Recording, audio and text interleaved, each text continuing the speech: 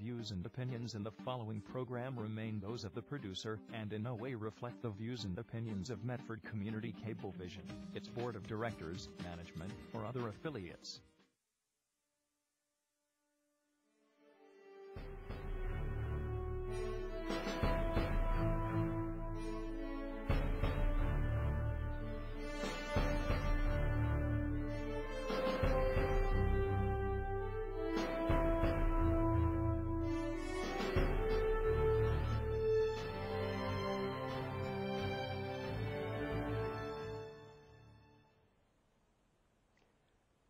Good evening, fellow Americans.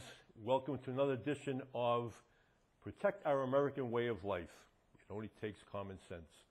I'm your host, Jim Tuberosa. The date is September 11th, 2012. And before we get on to our show, I want to do a little bit of a commemorative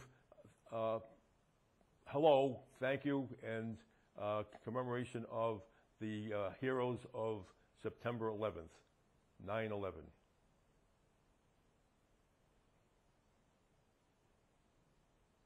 I am an American. I am an American. I'm an American. I am an American. I'm an American. I am an American. I am an American. I am an American. I am an American. I am an American. I am an American. I am an American. I am an American. I am an American. I am an American. I am an American. I am an American. I am an American. I'm an American. I am an American. I am an American.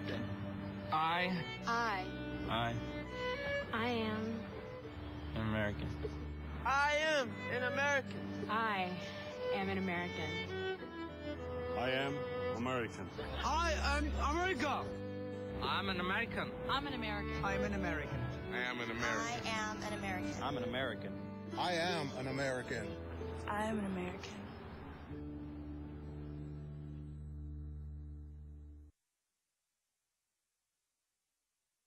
I remember a real sense of community. People just were taking care of each other. Everybody was pitching in. It was an extraordinary moment of connectedness. I remember the ashes coming down from the sky, just like snow. People were calling me and telling me to turn on the television. I remember being in boot camp, not knowing what was going to happen. I remember people reaching out. Sharing food, sharing thoughts, sharing their time, their talents. It wasn't just a New York thing. It was our family that's kind of been hurt. We just all banded together. It didn't matter who you are or what you came from. You just wanted to do something.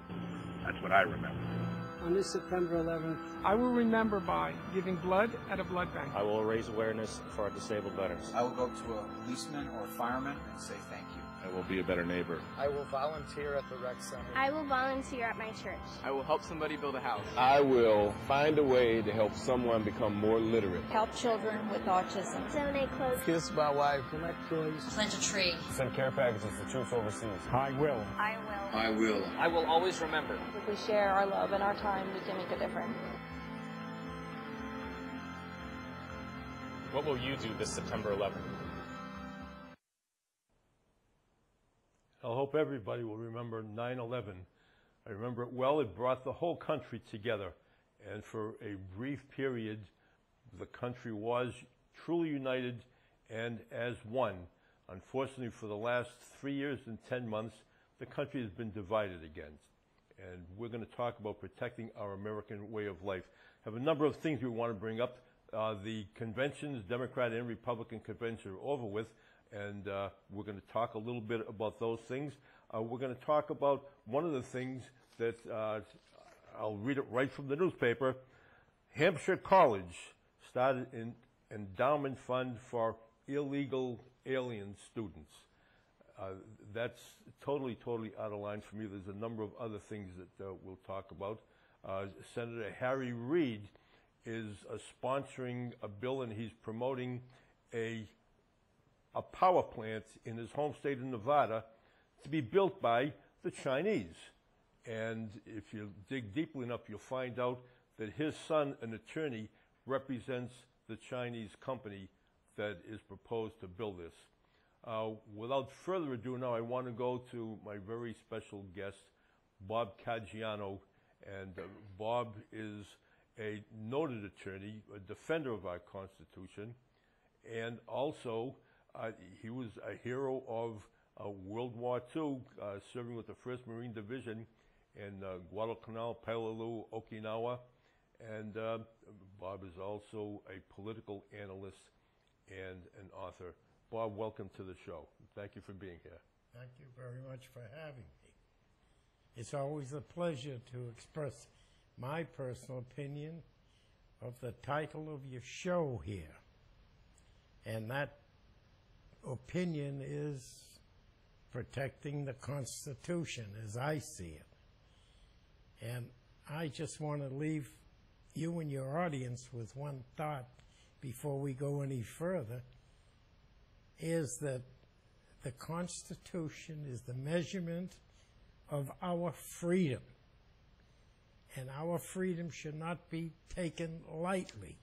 And therefore, anyone who abridges, breaks, or is even on the fringes of the Constitution that will do it some harm, I'm against that situation.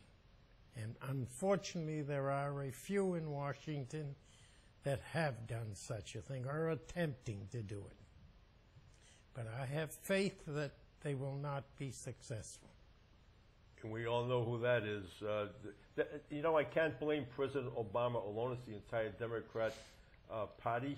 Notice I said Democrat, not Democratic, because they're as far removed from being a Democrat, being democratic as possible. Some of the things now being democratic is, you know, protecting the entire country. And the word freedom is used so badly. President Obama and his cohorts, Harry Reid, Nancy Pelosi, used the word freedom to represent a very small minority of the country. When President Obama said with pride, 21% of this country does not have insurance, health insurance. I'm going to make sure they get it. Well, President Obama, that means that 79% of the country does not want your plan, but nobody seems to care about them. And there are so many other things that you just can't imagine how they're going down the path to socialism. All he's doing is pandering to one group or the other, totally deflecting. And I was embarrassed for him in the Democrat convention, totally pandering to one or two little minority groups. And that's not our American way of life. Bobby, what did you think about the convention? Either one, you take your pick, either one. Well, I will confess that I am a Republican, and I have been most all of my life, even when I ran for state senator, and I ran for state senator in the town of Medford, the city of Medford, Winchester, and Arlington, but unfortunately a Democrat beat me. But I have been a Republican for many years, and I still am. Now, I am also a very independent voter. I thought both conventions were well done. However, I think the Republicans had more people of interest and of importance speaking at their convention than the Democrats. The Democrats had people who did nothing but chop and cut down and attack Romney. And I thought that the Republicans didn't react that way, and they had, well, there were some 4 or probably 5 governors of Latino background, and they were they were Republicans. And the Latinos should look to the Republicans if they're looking for any advancement in the political scene. Now, when you have 5 approximate, and it could have been 6, I think there are 6 without making any recent study, Latino governors, that shows a great consideration of the Republican Party. Now, I don't mean to get involved in the Republican Party or the Democratic Party. You said to me, you asked the question, what was my opinion? I thought it was good on both sides. Mm-hmm. I thought it was very, very interesting, and they all got to the issue, except there was some personal indication of attacks on Romney I didn't call for, that the Democratic speakers, I should say, the speakers. The Democrat speakers were attacking. Yes. And to me, that's just deflecting away from their agenda and actually their failed agenda. And in 3 years and 10 months, President Obama has not done the things he said he was going to do.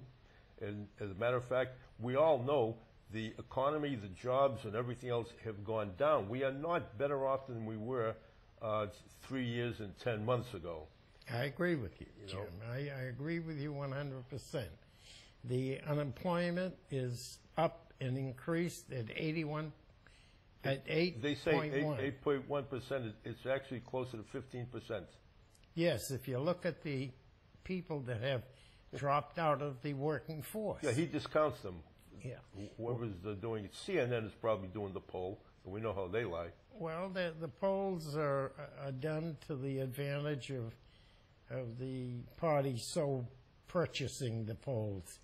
And if you're going to look at polls, you must consider who they're asking and where they're asking them, and if they are Democrats or Republicans. They don't go into detail and tell you these very important points. But I think that the Democrats, the administration, Democratic administration, has failed. They've failed in the economy. They've failed in the fact that they haven't reduced but increased our debt. And to think we're $16 trillion at this point in debt. Can you imagine that? I just think it's unbelievable. I really do, Jim. I don't think we can survive those numbers. We've got to change them. Can't do it at all. What people don't realize, and by the way, this is something that bothers me about the Obama administration. They are about as tight as can be with releasing information on what's going on.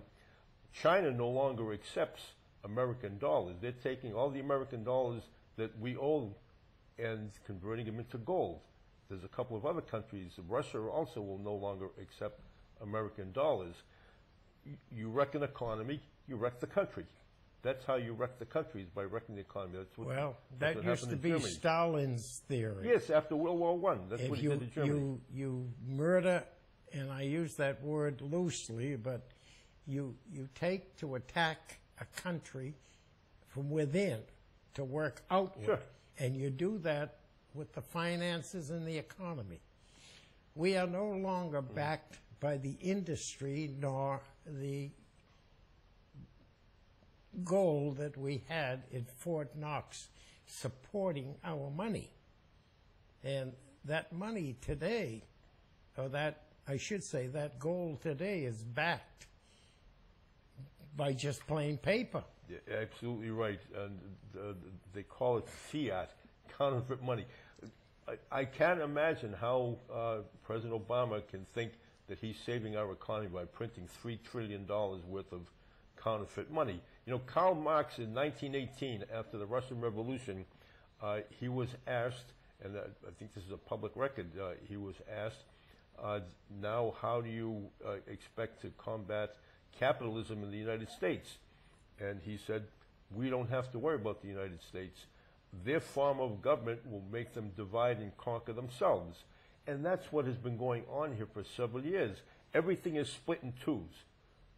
Republican, Democrat, that's been going on forever. They started a war with women against men. And then the next thing you know it, they've got seniors against whoever. The seniors aren't fighting for anything, you know, and they should be. You know, they say that the Latinos are the fastest growing group in the country. They're not.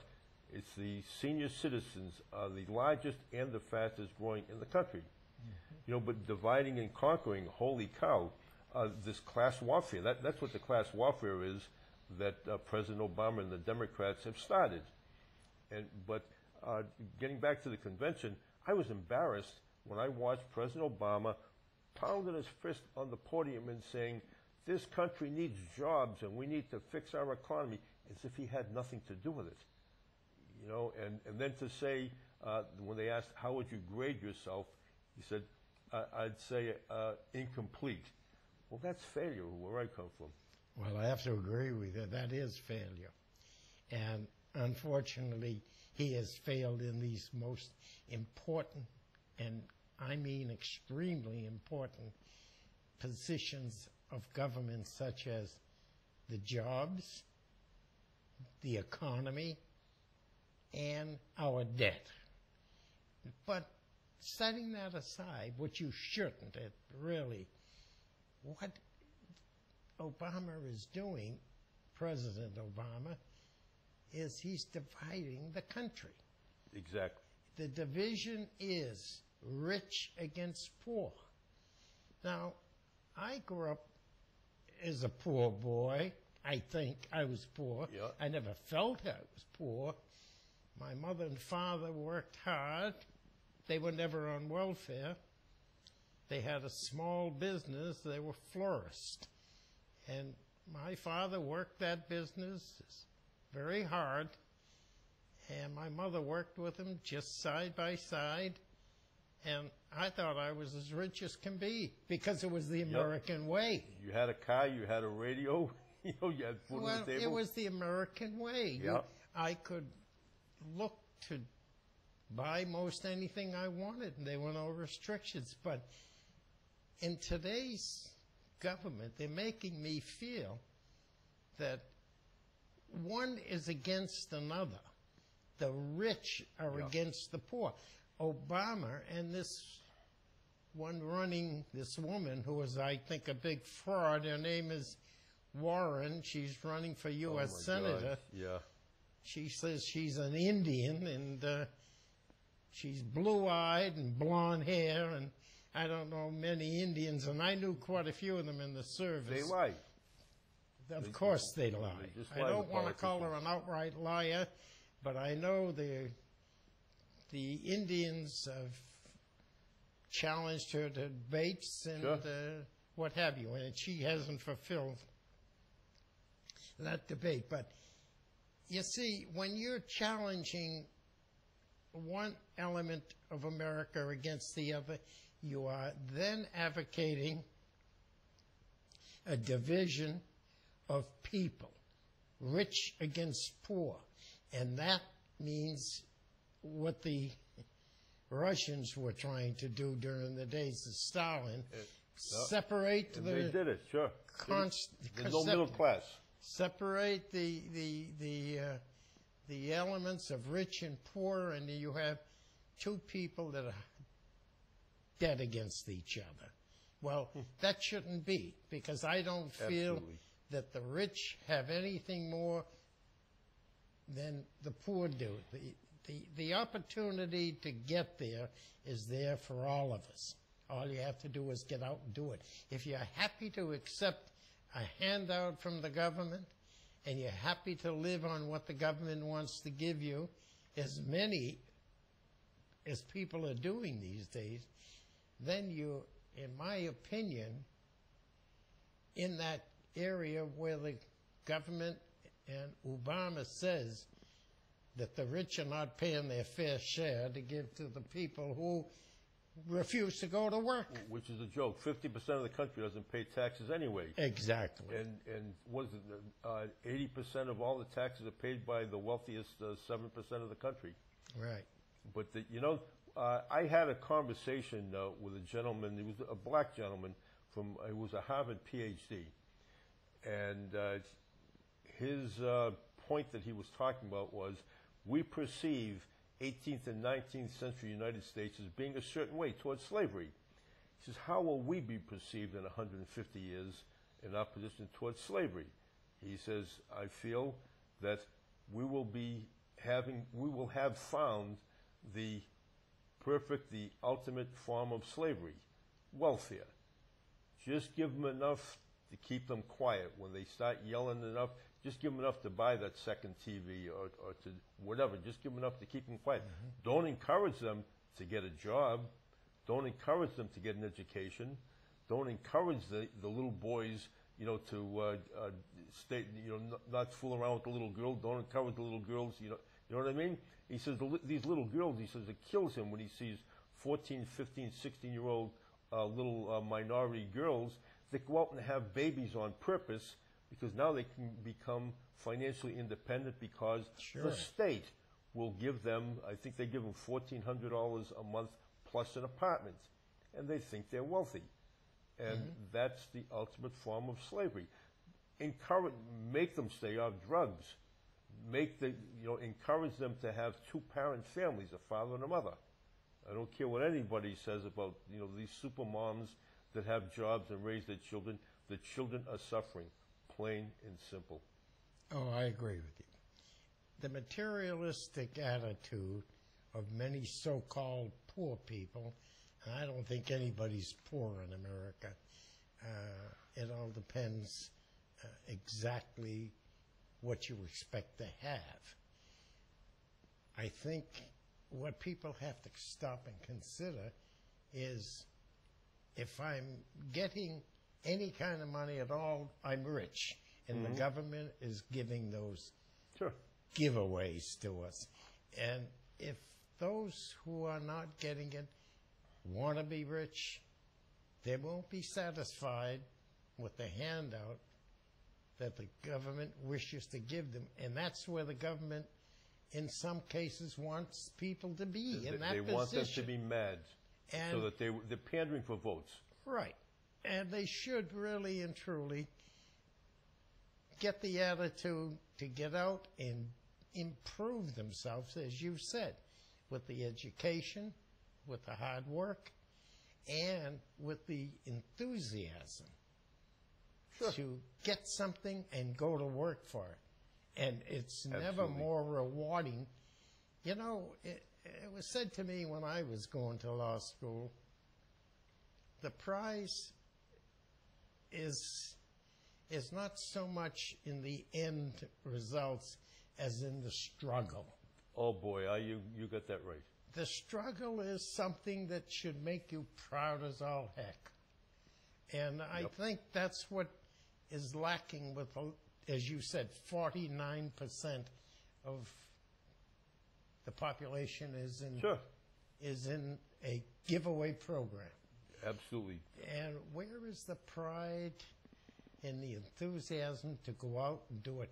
That doesn't only do for you from a financial standpoint, but it must be so rewarding. Now, I have to just use myself as example. I'm not really in a position to say what more that I know than what I personally know. I know I came out of the Marine Corps at 20 years old.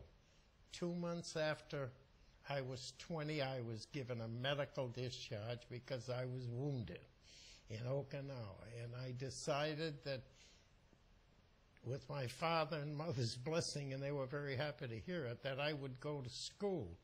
And I returned to high school. And in high school, I got sufficient credits to... Yeah, I got one too. But at any rate, while you take care of that, Bobby, I'll tell you my own story. When I worked my way through college, and some of the greatest years of my life were the times I went to school from 9 to 4, worked at the Stop and Shop from 5 to 9:30, and during Christmas time, I worked that 5-6 weeks or so at the post office from midnight till 6. And so, when did you sleep? I said, whenever I could. Sure. And but at any rate, I made it through college, and then a few years later, when I got married, my father gave me a good piece of change for a wedding present. He said, "That's the money that I saved for your college." He says, "But I wanted you to have the experience of working your butt off and earning the college education rather than having it given to you.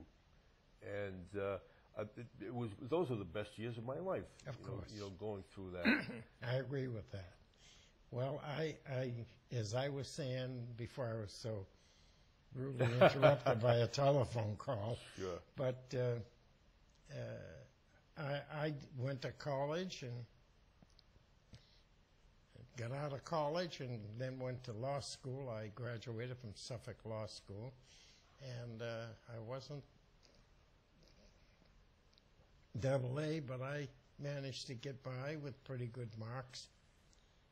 And my father didn't give me any money. They gave me money that I had saved over the period of time. But my father gave me something that is more valuable, even my Doctor of Laws certificate. And that is this diamond ring that he had on for years. And I always pressed him for it. He said I had to go to law school to get it, or go to any professional school, become a doctor or a lawyer.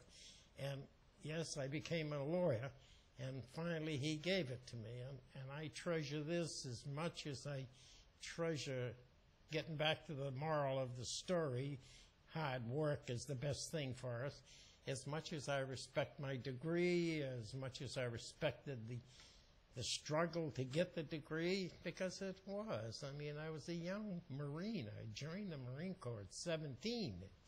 I got out just after I was 20. So there was no time for getting a good education.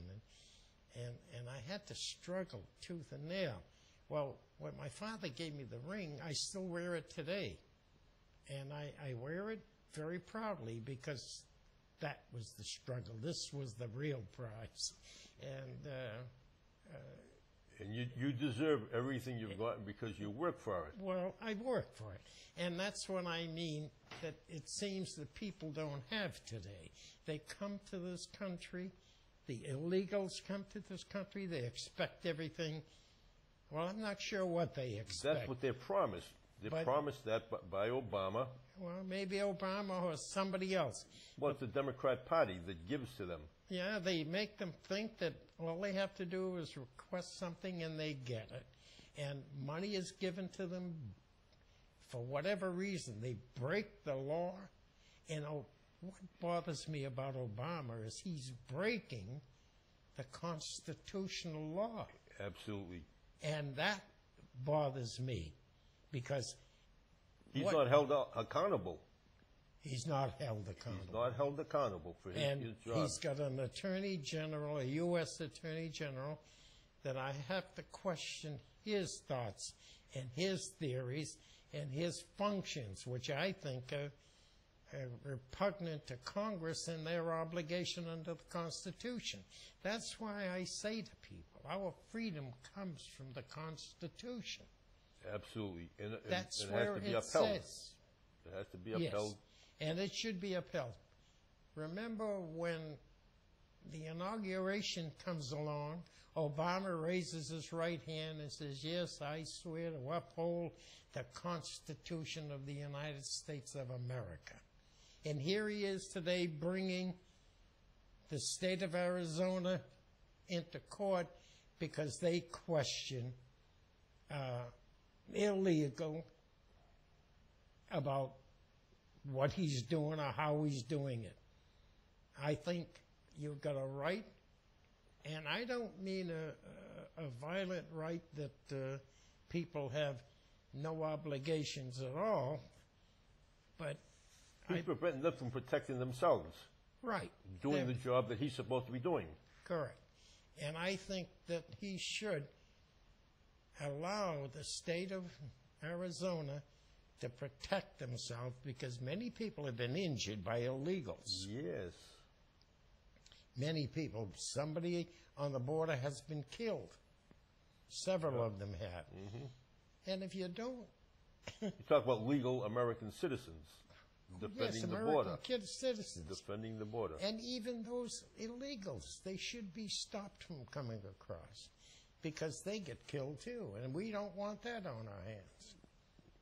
Well, it is. You know, talking about the Attorney General, I want to go back to the organization called ACORN. Oh, yes. ACORN, now, first of all, ACORN was found guilty of rigging an election. Correct. They were found guilty, and they were also put under indictment for fixing another election. And this was shortly before Obama became president.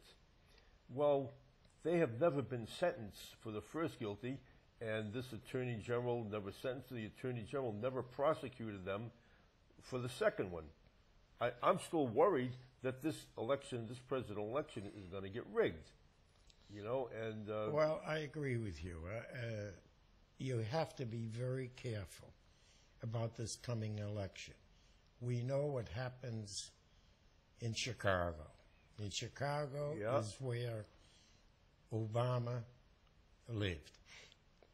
And that's where Obama first got involved with politics. Sure. I won't go into his training, but Obama knows, having worked for this organization that you just mentioned, he was nothing more than he was a hired gun. Pardon? He was a hired gun and a rabble-rouser. Yes, but I mean, he worked for the same outfit that rigged. Yeah, ACORN. ACORN, that rigged elections. And we've got to be very concerned about what may happen in the future. Because if you wait for his chosen Attorney General to prosecute, we've got to be very careful that he does. If he doesn't, then the states must step in. I think the states are aware of what could possibly happen. If he doesn't earn his, and I think it's going to be difficult to show the public how Obama has earned another term, because I believe, you think you're any better off now than you were 4 years ago? And the answer has got to be no. He only has to buy 5 or 6 states. Well, it's not easy to... The swing states, so they... Well, that may be true, but it may not be that easy if everybody keeps the attention up. Hopefully. Yes, hopefully, and they live up to the Constitution, then I think we'll be all right. And try to get rid of or straighten out a situation for the illegals that are in this country today. You notice that President Obama and the Democrats never use the term illegal aliens, illegal immigrants. Yes. It's always just plain immigrants or undocumented. They didn't drop the undocumented. They just say immigrants. What they say is undocumented. And people who are undocumented. Well, that's a trick of politics and classifying certain expressions that's it. With certain people. To me, they're illegal entries, is what we used to call... And that's what they are. Wetbacks years ago. Now, that's not a very nice term, but I'm not looking at being too nice right now. Those are the people that walk across that river, Rio Grande, and looking to get here and looking to get whatever advantage they can pick up. You know, I've got a couple of headlines and brief stories on things. First, I'll start with this one. There were 3 great billboards from all across the country. It says, "Thanks to you, Barack, America is going Baroque." And it was a taxpayer voting for Barack Obama is like a chicken voting for Colonel Sanders. He says, if you voted for our current president in 2008 to prove you weren't a racist, please vote for somebody else in 2012 to prove you're not an idiot. You know, but the biggest story I want that's in what we're talking about is Hampshire College has started an endowment fund for illegal aliens. They don't even call them illegal aliens, they call them illegal students. It's a private liberal arts college out in Amherst, and it's unbelievable. I would rather help a U.S.-born student struggling to get a good education, rather than have this private thing to give to illegal aliens. All you're doing is inviting them in. Now, my feeling, and I said this 12 years ago, I wrote my first story about the illegal aliens. And I started out with, and everybody loved it, and every story I did after that, I started with the same paragraph. You know, Mr. and Mrs. Clinton, Senator Kerry, and God rest his soul, Senator Kennedy, which part of illegal do you not understand? Illegal does not mean undocumented. It's illegal. And Teddy Kennedy should be ashamed of himself, God rest his soul again, for invoking his grandparents. He said his grandparents, my grandparents were immigrants. Yeah, Teddy, but they were legal immigrants. Correct. My grandparents were, my mother was an immigrant from Greece. My grandparents on my father's side were legal immigrants from Italy. And it took them a few years to get here, but they did it the legal way. You know, and that's what makes the country great. God, one of my cousins came here, and this was in the 50s. And in order to get him here, the family had to put up, I think it was $10,000 to ensure that he would not go on welfare. Well, he worked his butt off, and inside of a year and a half, he owned his own 3-family house and was able to bring his wife and 3 children here. But the jobs that he took, a spray painter or a sandblaster, it took its toll on his life, and he died at 48. You know, but he worked his tail off for that. You know, that's really the true American way, and that's what this country is all about. You come here, you come in legally.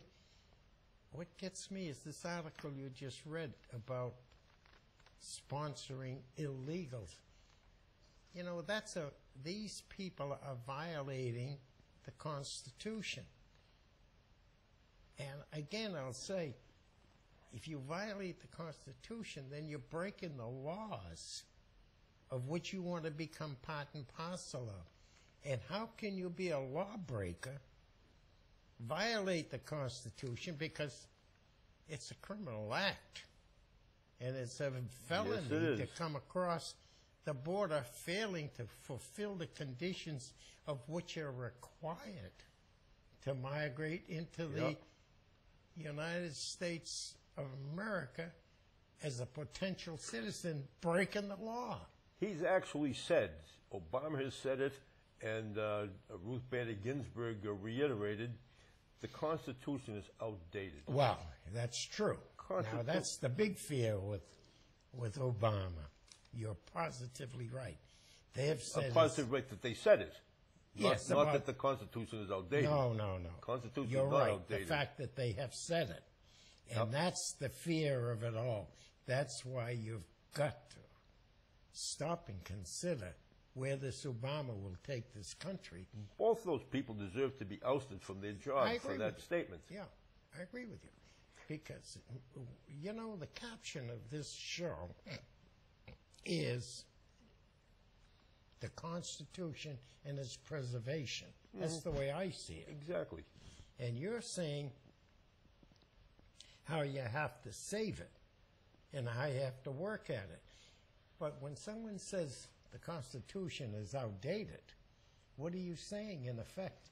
And these are important people. Obama, president, and what's her name? Ginsburg. Not to mention Nancy Pelosi. I know. And even Nancy Pelosi. She's a joke. These are top people. They are powerful people. And to say that, you know, what they have about the Constitution being outdated is unbelievable in my book. You're absolutely right. You know, President Obama has appointed a number of czars for different this and that. His job czar was a joke. Now, his job council, the head of that jobs council, by the way, is the CEO of General Electric, who, by the way, doesn't pay any taxes. General Electric pays no taxes. The first thing, I can't remember his name, but the first thing that he did last year when he came on board, he awarded, General Electric had just been awarded a huge contract for building aircraft, the engines, but General Electric just does engines. He gave a $2 or $4 billion contract for building the rest of the aircraft to China. instead of an American company. The American company was supposed to be Boeing, but President Obama did not want Boeing, and he was back in the unions. Remember, the unions, they're still in their fight down in, I think it's North Carolina, with Boeing. And so he did not want to tick off the unions by giving this $4 billion contract to Boeing, so he gave it to China. Another thing, this is something people don't know about. He's allowing China to drill for oil less than 50 miles off the coast of Florida under the guise of it's Cuban waters and Cuba has hired this Chinese government. Well, I'll tell you, I was in the Air Force Reserve and my outfit was called up in the Cuban crisis in 1962. And for 1/10 of what this problem is now, allowing the China to drill for oil up there, if they accidentally have a oil bust, that oil will go all up the coast, right up to Long Island Sound. That should never be allowed. Of course not. Not to mention the fact that, again, in our waters, that he's paying Brazil, I think he gives them something like $4 billion a year to drill for oil in our waters. That's and then they sell the oil to China. And us, we buy some of their oil. But, well, gee whiz, what's that? That's something like 80,000 jobs. Something like 140,000 jobs would have been made in the United States if he allowed that pipeline to go from Alaska down. There's just a few very simple things. You're right, Jim. That's what you quoted. Three of the very important issues that Obama has committed. I mean, he's allowing China to drill. He's allowing foreign people or expose them to leases to drill for oil. Yeah. But nothing that would enrich the American businessman. And he's done the same thing for against Boeing. Now, I understand, and I may be wrong, but I understand that Boeing did manage, because the pressure was too much. Don't forget, I just touched on this. I don't want to get into too much of a detail. But I think, from the way I see it, I think our military is down on the president. Oh, my God. I have a son who's just retired from the Air Force. He was a bird colonel. And his next step would have been brigadier general. And my son Marshall is a very capable boy. He was an attorney in the Air Force. Well, he said to me one time, he said, "Dad, we have an awful lot of enemies out there," which I never thought we did, because I was so much impressed with our government since the Second World War. We've been so kind and generous to everybody. Anytime anybody wishes to have a donation, or there's an earthquake, or there's some dramatic catastrophe, we're the policemen for the world. They immediately come to America for cash, and we do it. We also are their worst enemies, the way some of them look at it. Now, the rabble rousers. Rabble rousers. From each country, that they just scream against the United States. And so, with these conflicting statements and acts, they aren't just statements, they are acts. Obama says we Americans cannot build our own aircraft. But I think the people of North Carolina and the governor, who is a Democrat, who's a Republican, she said they beat the union there. Now, unions are good. I will never look to say we shouldn't have unions, but I do believe the unions can get too strong. Oh, boy. And that strength of a union, with a president like we've got, with the division of people the way it is, I say it's dangerous. Absolutely dangerous. I say it's very, very dangerous. And I say it's time the people should wake up to all of these incidences that you've mentioned, and I've qualified, and I've mentioned a few of them, and you've qualified them, so they truly exist.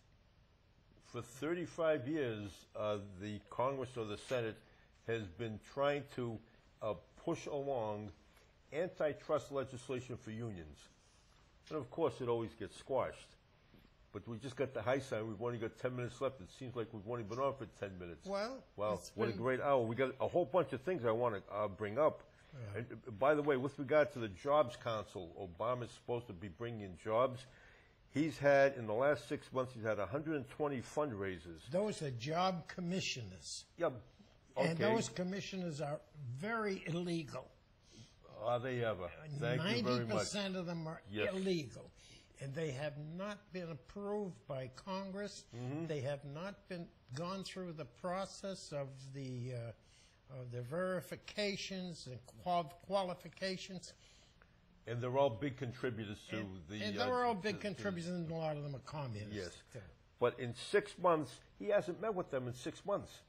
Now, here's something that people don't know. I'm sure very few people know about it. But with regard to jobs, Senate Majority Leader Harry Reid has been fighting on behalf of a Chinese-owned energy company, it's called ENN Mojave Energy LLC, to build a $1 billion solar energy plant in Nevada as part of the Obama White House Greens job. Now, here's one of the problems, and it's stated in this story that I'm reading you from. The biggest problem is that Harry Reid's son, Rory, is one of the attorneys representing this Chinese company. That's right. So that's something else. You know, it just gets me so upset. And protecting our American way of life. Now, I'll agree you haven't completed all that you would have liked to get out. But there'll be other days, and the times are approaching, and it's probably more important that you could save a future discussion on these points for a later date.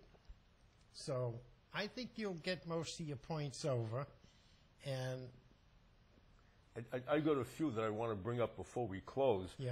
It's been stated by the very liberal left-wing media has been saying, well, you know, Mitt Romney said he's going to do this, but he never said how he's going to do it.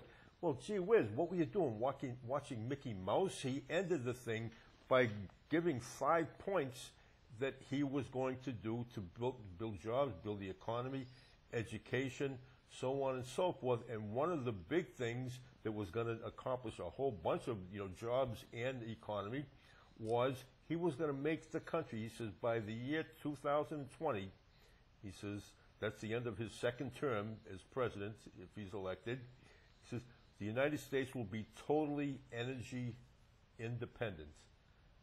And we have the largest natural gas reserves in the world. He's leaning in that direction also.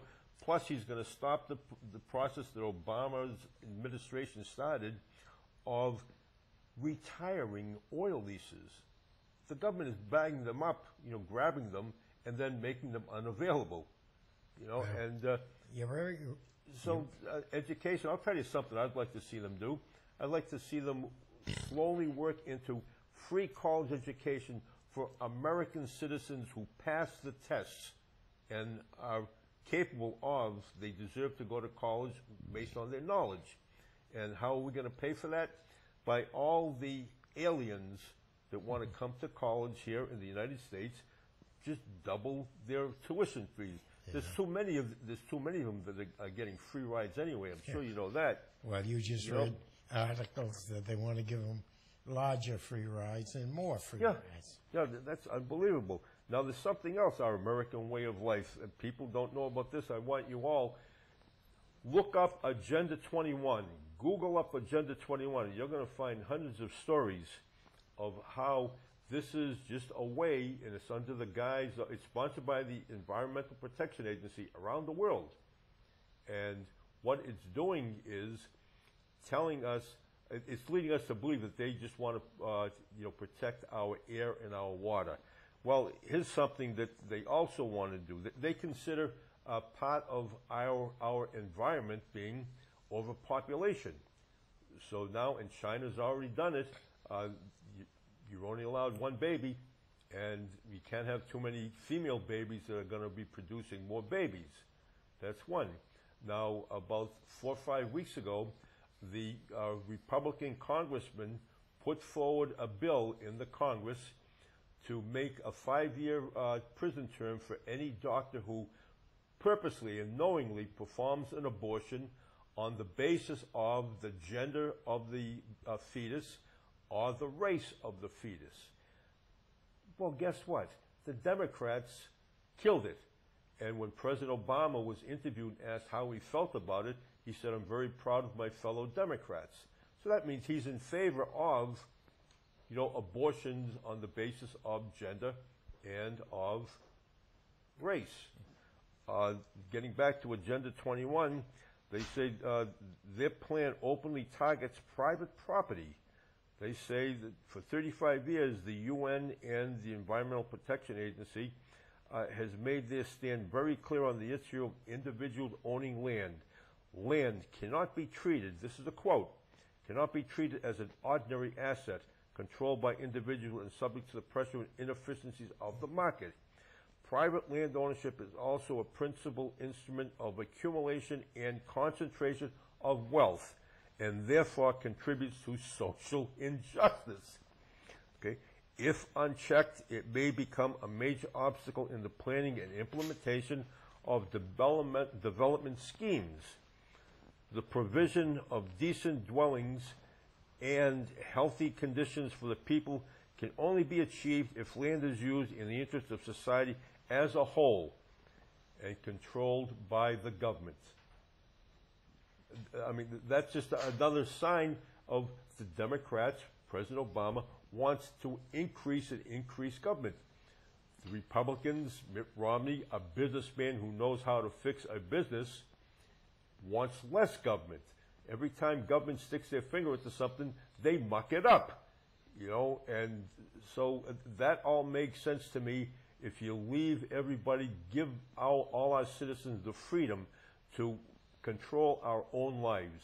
Also, when they talk about this class warfare and they want to make the rich pay for their own, if you make more than $250,000, well, I got news for you. Small businesses, and these are people that are making $1 million a year. Small business is part of that middle class, but they're putting them into the upper class. Now, I call socialism and communism, which I call virtually the same thing. The enemy of socialism and communism is the middle class. They call it the bourgeoisie over there in Europe. And yet Obama wants to make us more like Europe. And I'll remind you, and very few people actually heard this because the media didn't publicize it, shortly after he left office, President Clinton said, "The United States must learn to get in lockstep with the rest of the world so they can prepare for the day they are no longer a superpower." I don't know why he didn't say we, but it was like he was excluding himself from the United States. And a few days after 9/11, he said, the United States got exactly what they deserved because they mistreated the rest of the world so badly for such a long time. Can't have any of that stuff. We are the greatest country in the world. We don't want to become like Europe. That is an outright lie. What's that? The fact that people don't want us to be treated, or we don't want to be treated like we have treated other people in the Of course it's an outright lie, yeah. Sure. And it is, you're so right, they have a tendency with this legislation to be socialistic and even communistic. And we would be exactly like Europe with socialized medicine. You see, there are many issues that you haven't encountered and I haven't gotten into because we don't have the sufficient time. But let's face it, there are so many issues. We've got to get rid of these commissars because they were appointed and given the way to get rid of it, we have to get Obama out of the White House. Well, yes, but it's severe power. And having all that power, we have an economy, just to wind up some of the statements that I've made, because I can prove everything if given the proper length of time. We'll have you back the next show. Pardon me. In conclusion, I would say that the aspect of the economy, the money we owe China, the government's attitude. The present government, the present administration. Of course. Yeah. The present government administration. I'm saying to everybody, vote your conscience. Vote the government in the America you knew. There you go. And stop and consider, are you better off today than you were 4 years ago? You know, the economy is one of the simplest things in the world. Exactly. Okay? The simplest thing. You don't spend more than you take in. You don't spend money you don't have. Any household wife will tell you. There you go. That's the way it should be. What's happening now is the equivalent of a wife who has had her budget cut in half, and so now she goes to the supermarket and she stocks up on potato chips and candy, but doesn't have enough money to buy bread and milk and meat. Correct. You know, it's as simple as that. Bobby, we're on the way out. I just got the high sign again. We better wrap it up. Bobby, thank you so very much for being here. It's a pleasure being here with you. Well, again, my fellow Americans, ladies and gentlemen, thank you so much for watching Protect Our American Way of Life. My name is Jim Tuberosa. I hope we'll see you again next time.